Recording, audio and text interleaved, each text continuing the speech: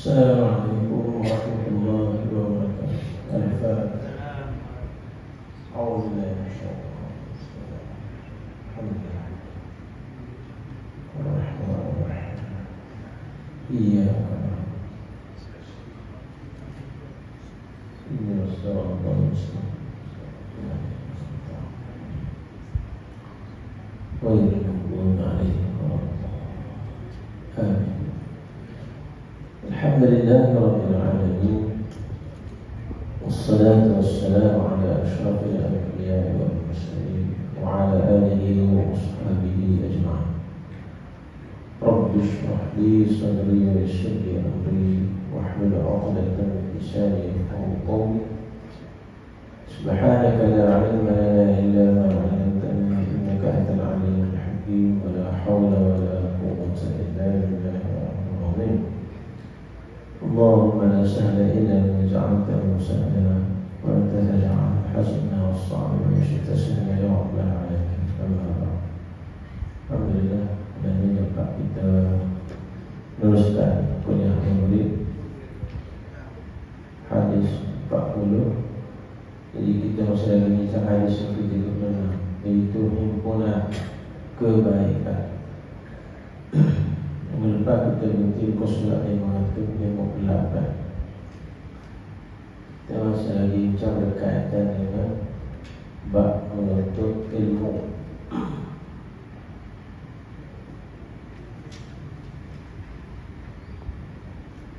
Minggu lepas kita bincang berkaitan dengan firman Allah SWT, Rabbi zidni ilma, wahai Tuhanku, wa qur Rabbi zidni ilma, dan katakanlah oleh Muhammad, wahai Tuhanku, tambahkanlah ilmu padaku.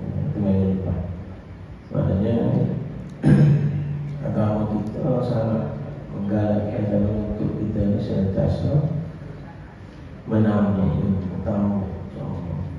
Maka kita bincang lepas, kau banyak belajar, kau tak tahu, kau banyak belajar, kau tak tahu. Artinya ilmu itu tak pernah habisnya. Ikut ilmu Allah Ta'ala ini terlalu luas. Walaupun Allah Ta'ala jadikan seluruh hati-hati pokok atau pokok ini sebagai pen untuk menulis ilmu Allah Ta'ala. Dan Allah Ta'ala jadi lautan yang luas ini. Kemudian Allah Ta'ala kata dia tambah pun dengan 7 buah lautan lagi. Mungkin Allah Ta'ala jadikan dia sebagai dakwah pun tak habis. Betapa banyaknya ilmu. Sebab itu Allah Ta'ala kata, mintalah dengan dia supaya dia tambah ilmu. Rabbi zidni ilma. Mana dia ada kaitan dengan menambah ilmu itu. Banyaklah cara-caranya. Dan salah satunya bagi pihak kita sendiri, kena ada usaha. Allah Ta'ala itu dia boleh campur dan dia boleh beri ilmu itu. Dan Allah Ta'ala ni kita semua tahu, kun fayakun, dia kata jadilah, dia nak bagi. Dia bagi pihak kita, mana kena ada usaha. Allah kata wajada Allah yang usaha, berarti pasti dia akan dapat. Maknanya kena ada usaha, kena bergerak, kena berjalan, kena pergi majlis-majlis ilmu dan sebagainya. Pada malam ini sambungkan dia pula, barang siapa beramal dengan apa yang diketahuinya, Allah akan mewarisinya ilmu yang tidak diketahuinya.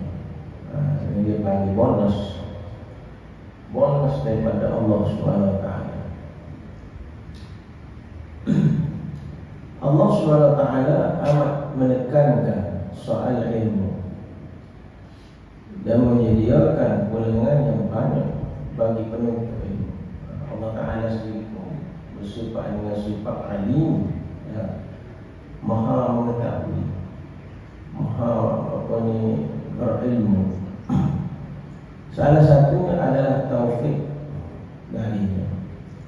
Apabila menyatukan ilmu itu dengan amal dan dikaitkan perkataan itu dengan perbuatan. Taqwa adalah sebab penambahan ilmu oleh Allah SWT atas seseorang hamba. Firman Allah Subhanahu wa ta'ala, wattaqullah wa yu'allimukumullah wallahu bikulli syai'in alim. Maksudnya, dan bertakwalah pada Allah, nescaya Allah akan mengajarimu dan Allah Maha mengetahui segala sesuatu. Surah Al-Baqarah ayat 28. Salah satu daripada sebab ilmu kita bertambah, semakin bertambah sebabkan ketakwaan kita kepada Allah SWT. Setiap kali seorang Muslim itu menuntut satu ilmu serta mengamalkannya, maka beliau membuka satu jalan untuknya ke syurga dan bertambah hampirlah dia kepada Allah SWT. Ini salah satu ya. Maknanya ilmu yang diamalkan tadi adalah merupakan satu jalan untuk menuju ke syurga Ta'ala, dan kita akan bertambah hampir dengan Allah SWT, bertambah dekatnya beliau kepada Allah SWT, menambahkan pula taufik untuk menuntut ilmu dan menambahi ilmu itu. Bertambah dalam ilmu serta amal menambahkan hidayah dan ketakwaan. Dan begitulah berterusan ulama-ulama yang beramal itu naik dalam kedudukan kemuliaan dan ilmu di sisi Allah SWT, sehingga mereka memperoleh dan mengumpulkan untuk diri mereka hidayah yang sempurna dan banyak. Maka mereka pun berjaya memiliki kedudukan para siddiq pun di sisi Allah SWT yang Maha Berkuasa. Jadi ini orang panggil satu kelebihan dan juga bonus dari Allah SWT. Bagaimana kata-kata sebahagian daripada tabi'in yang telah dinukilkan oleh Imam Ahmad bin Hanbal, dia kata, man 'amila bima ya'lam warathahu Allah ilma ma lam ya'lam. Bagi siapa yang beramal dengan apa yang dia tahu, maknanya dia belajar, dia faham, kemudian dia tahu, kemudian dia beramal dengan ilmu tadi, warathahu ilma ma lam ya'lam. Supaya Allah Ta'ala akan memberi kepadanya, menganugerahkan kepadanya ilmu yang dia tak pernah tahu. Ini kita kata anugerah daripada Allah Ta'ala. Allah Ta'ala kata punya ilmu. Cara Allah Ta'ala tahu macam mana, tak boleh kepada dia. Dia buka jalan dengan pelbagai bentuk. Dan di sini juga diberitahu bahawa kedudukan orang yang berilmu itu sentiasa berada di tahap yang tinggi, kedudukannya, kemuliaannya di sisi Allah SWT. Ini semua kita maklumi ya. Dalam sirah pun ada banyak contoh-contoh yang Allah Ta'ala tunjukkan kita, sebagaimana berlaku zaman Nabi Allah Sulaiman. Nabi Allah Sulaiman yang Allah Ta'ala beri kelebihan dia boleh menguasai makhluk-makhluk, tak selain manusia, binatang hatta jin menjadi bala tentera dia. Nabi Allah Sulaiman alaihissalam, seorang Nabi, seorang Rasul dan seorang raja yang memerintah dunia waktu itu, macam kuasa besar dunia. Jadi pada suatu ketika dia nak bawa balik istana Ratu Balqis. Dan tahu istana itu di Yaman, nak balik ke Palestin. Jadi dia mana dia arah tentera balik tentera siapa sanggup kau balik istana. Istana bukan usaha masjid ni, usaha istana. Kalau orang buat main kayu dia boleh. So, maka bangunlah pada tentera dia salah-salahnya ifrit, jin ifrit. Jin ifrit ni ada. Allah Ta'ala sebenarnya Quran. Qala ifritun minal jin. Salah satu daripada kumpulan jin nama ifrit. Orang amal perubatan Islam ni kata ifrit ni bisa. Ini jin bisa. Kali dia masuk dari tembok kan bisa. Peniaga ifrit. Dia balik tu dalam seklik mata, bukan lama-lama. Qala ifritun minal jinni ana atika bihi qabla an taquma min maqam. Dia banyak wahai Sulaiman, aku boleh bawa balik istana Ratu Balqis itu sebelum kamu bangun dari tempat duduk. Nak cepat. Mana dalam keadaan biasa kan nak balik gitu, guna jentera kau guna alat kau makan masa sebulan atau 2 bulan ada jauh. Kalau kita kata duduk di badak ni lagi takut jam 3 Melawi pun jauh kan. Nak bangunnya batu ke apa. Jam itu bukan semua zaman kita. Kita ni sains teknologi dah. Tapi dia dah hebat dah Nabi Sulaiman. Ifrit dia kata aku boleh buat pilih istanamu sebelum bangun daripada tempat duduk. Tapi salah satu daripada hamba Allah Ta'ala ni bangun kata waqala alladhi 'indahu 'ilmun minal kitab ala atika bihi qabla an yattadda ilayka tarf. Bangun pula orang Allah Ta'ala kuruna ilmu di sini hanya orang alim. Orang alim, ulama orang yang banyak ilmu yang Allah Ta'ala kurnia kepada dia. Dia kata aku boleh bawa balik istana tu dari sekali mati. Mana hebat ifrit dari dengan orang yang berilmu. Orang yang berilmu tadi lebih hebat.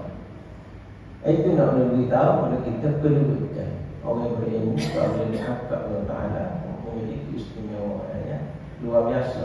Dan qala alladhi 'indahu 'ilmun minal kitab ana atika bi qabla an yattadda ilayka tarfu. Sebenarnya mungkin kita ada dia tahu betul istana ada itu depan Nabi Sulaiman alaihissalam. Nabi tahu Allah Ta'ala akan angkat orang yang berilmu di sisi Allah Ta'ala. Ayat yang selalu kita baca yarfa'illahu alladhina amanu minkum walladhina utul ilma darajat. Allah Ta'ala akan angkat orang yang berapa derajat yang tinggi. Itu terpulang di sisi Allah Ta'ala kelebihan. Kita tak boleh juga tengok tunggu mana Allah Ta'ala nak beri. Belajar dulu, tambah dari ilmu ni. Banyak dari ilmu.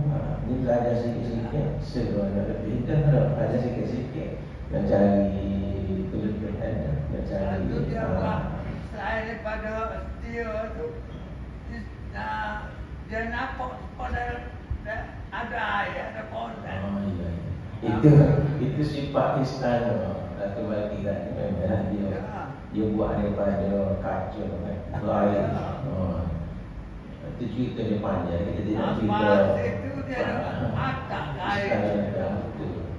Dia pergi apabila Nabi Sulaiman dia kan atas surat dia mari masuk istana, dia selokkan dia. Dia kata ingat kau air. Dia buat comel istana tu berair. Padahal tidak air. Kalau ni pada buat rumah dah.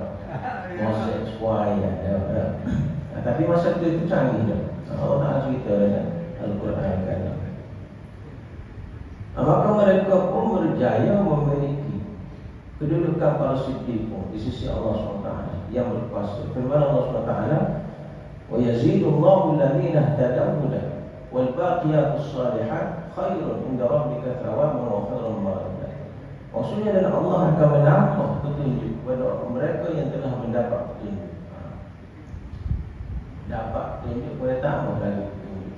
Dan amal-amal saleh yang kekal itu lebih baik pahala insya-Allah di sisi Tuhanmu dan lebih baik kesudahannya. Surah Maryam ayat 76.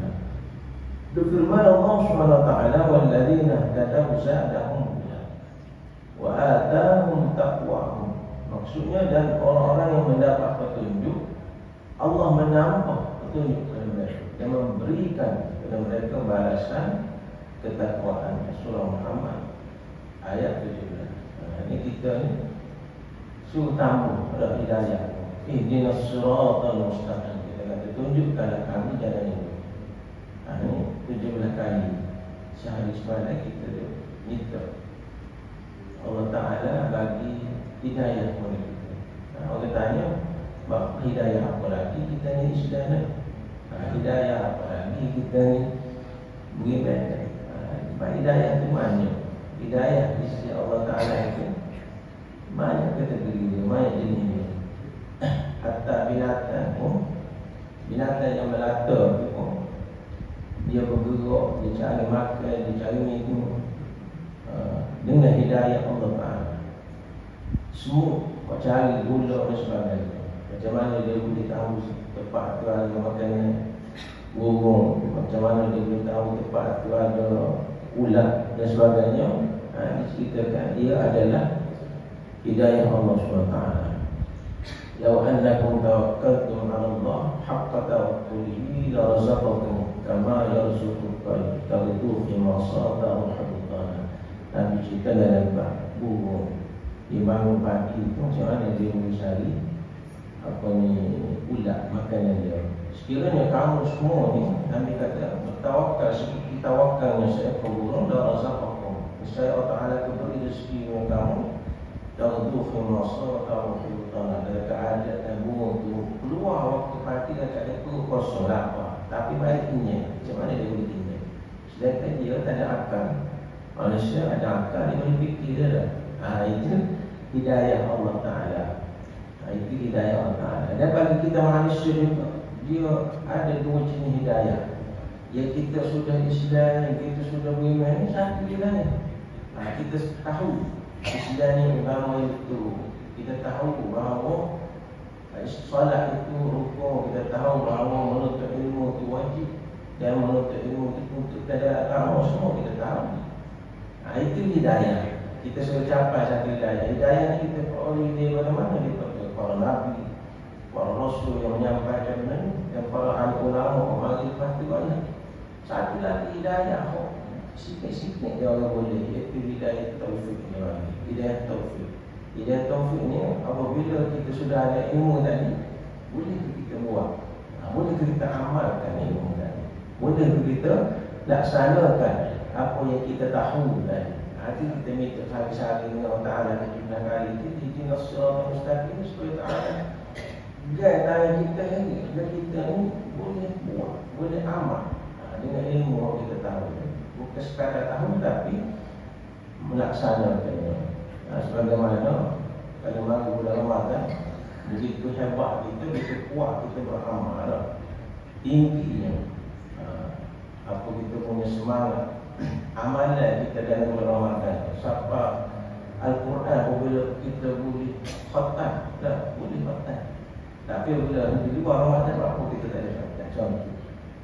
Contoh itu dia.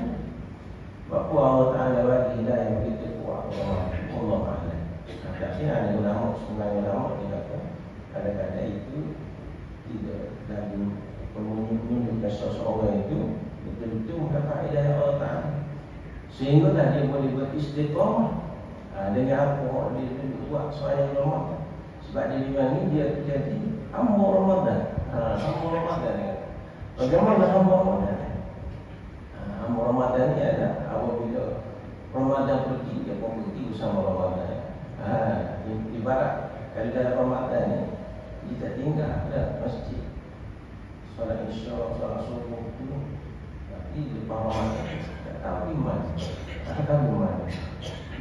Dia sudah pergi bersama Ramadan. Ramadan pergi, tak tahu di mana. Dia ikut punggung Ramadan, dia tidak ikut Allah Ta'ala. Dan dia tidak ikut kita perintah Allah Ta'ala. Dia tidak ikut kita perintah Nabi dan Rasul, tapi dia ikut punggung Ramadan. Tahun depan Ramadan lagi itu pula jangan dah 7 setengah Ramadan. Ramadan sudah lagi. Ini dipanggil hamba Ramadan. Dia tak boleh sembah Allah. Kita kena sembah Allah sebagaimana yang berlaku dalam sejarah Islam. Apabila Nabi kita wafat, Umar Al-Khattab dia seorang yang bengis, orang yang backing. Bunyi Nabi mati, dia malu. Dia malu orang sebut Nabi mati, Nabi Muhammad wafat, dia malu. Sebab apa? Dia sangat cinta, sangat sayang kepada Nabi. Siapa-siapa kata Muhammad mati akan terpacu. Bisa Umar. Tapi betul ke tak? Betul ke tak? Lalu apabila Abu Bakar As-Siddiq mati, dia tengok Lek Umar kali bapa setara Umar nak iman yang kuat, mantap. Dia kata mari Abu Bakar bangun bucak. Dia kata man kana ya'budu Muhammad fa inna Muhammadan qad mat. Barang siapa semua Muhammad, ingat bahawa Muhammad telah wafat, dia mati, tak ada. Wa man kana ya'budu Allah fa inna Allah hayyun la yamut. Barang siapa semua Allah, Allah itu hidup dan tidak akan mati selama-lamanya. Maka tadi semua manusia, tadi semua makhluk. Muhammad itu makhluk, Ramadan itu pun makhluk, semua makhluk. Tidak boleh semua, dia kena semua ya Allah SWT. Orang yang menyembah Allah Ta'ala, apabila Ramadan pergi, dia tak pergi, dia mandi semacam mesti. Bukan kerana Ramadan, tapi kerana Allah Ta'ala. Tapi kalau kita kata kita, orang malu ini ada ulama kita. Itu benda ada dalam jiwa kita, dalam hati kita, pegangan kita. Dan memang penuh bukan kata kita pakai ke Belanda, Malaysia, semua seluruh dunia kita, passion kita. Jadi kita minta supaya kita tidak tergolong golongan itu. Kemudian seterusnya, peringatan terhadap Allah yang tidak beramal dengan ilmu. Ini topik lain, masuk topik lain. Maknanya tadi, apabila kita ada ilmu, kemudian kita beramal dengan ilmu tadi, maka Allah Ta'ala akan tambah lagi ilmu lain. Kita tidak pernah tahu. Kelebihan. Orang pembaca kata al-ilmu bila amalin kasyajari bila samani. Ilmu tidak ada amal seperti pokok tidak berbuah. Tak ada buah. Itu orang panggil kesan biasa, tidak berguna. Ada kalangan asatizah dia ubah kata-kata dia kata al-ilmu bila amalin kasayyarati bila steering. Ilmu yang tidak beramal macam kereta tak ada steering. Nak mana? Nak kereta tak pula tak ada. Tadi begitu. Tenaga dia kata dia ubah. Kata al-ilmu bila amalin karrajuli bila mura'atin. Ilmu tidak diamal seperti orang lelaki tak ada ilmu. Datang tapi tak bini. Masalah betul tak? Contoh al-ilmu bila amalin karrajuli bila mura'atin. Ini maknanya kena beramal. Ya, apabila beramal, Allah Ta'ala janji dia akan menambahkan ilmu itu kita tidak pernah tahu, tak pernah jumpa. Kita telah pun mengetahui bahawa ulama adalah lampu petunjuk bagi umat. Ulama ini lampu tunjuk. Dia menunjuki kita jalan yang lurus dan betul. Seperti mana lampu kereta, lampu motor, lampu biji, lampu sudut. Dia boleh menunjukkan kita jalan yang betul dalam keadaan Alhamdulillah. Tak salah kita lagi boleh nampak naik putih jalan raya betul.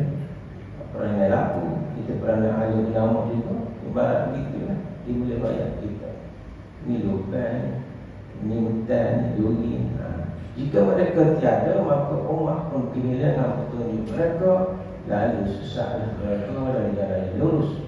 Lebih buruk daripada ketiadaan ulama itu ialah apabila adanya ulama yang tergelincir dan tersasar yang telah diperintahkan ke atas mereka oleh Allah SWT untuk mengikutinya. Maka mereka tidak mengerjakan apa yang mereka ketahui dan mewarisi dari ilmu kenabian.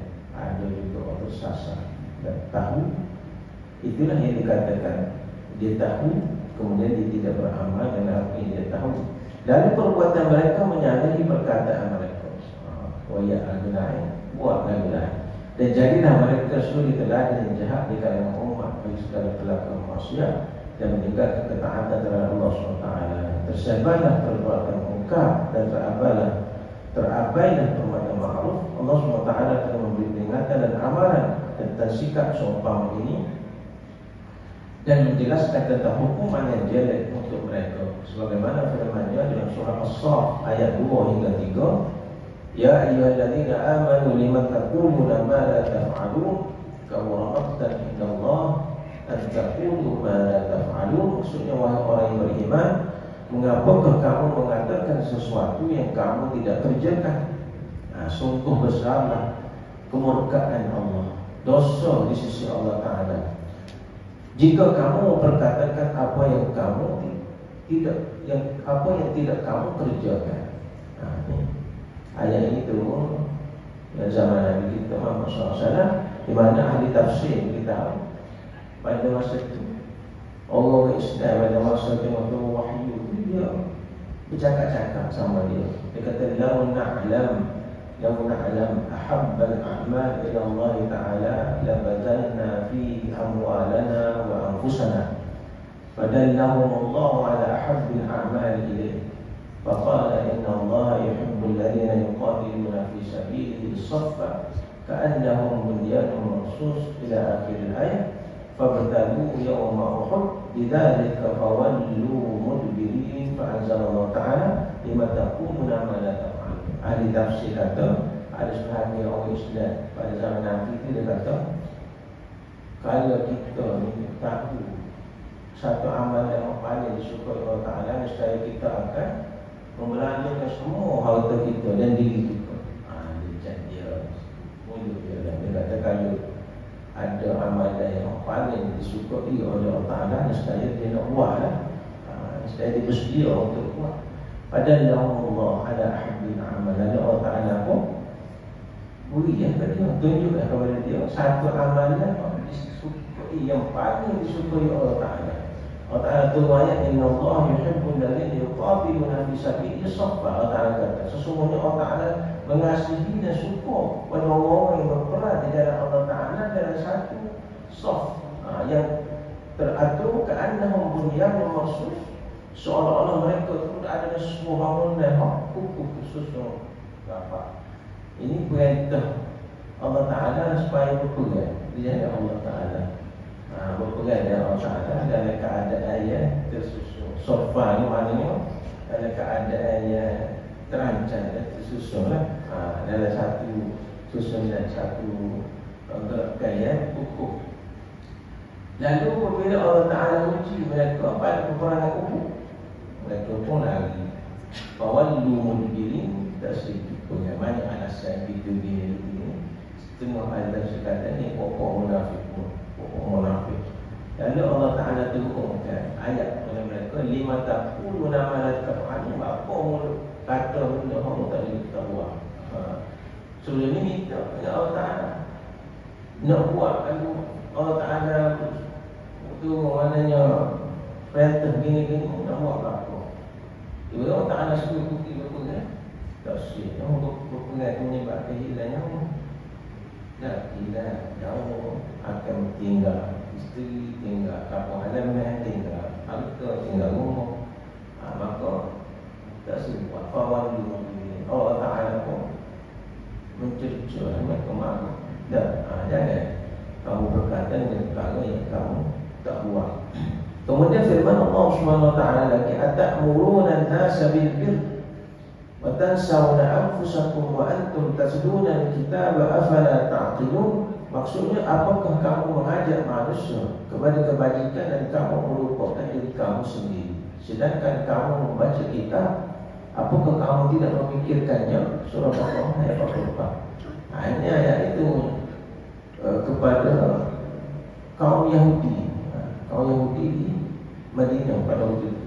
Pokok Yahudi Bani Israel di kalangan mereka ni, orang pendeta-pendeta yang banyak ilmu. Dia telah mengetahui, mempelajari kitab-kitab sebelumnya, kitab Taurat, kitab Injil, kitab Taurat sebelum itu.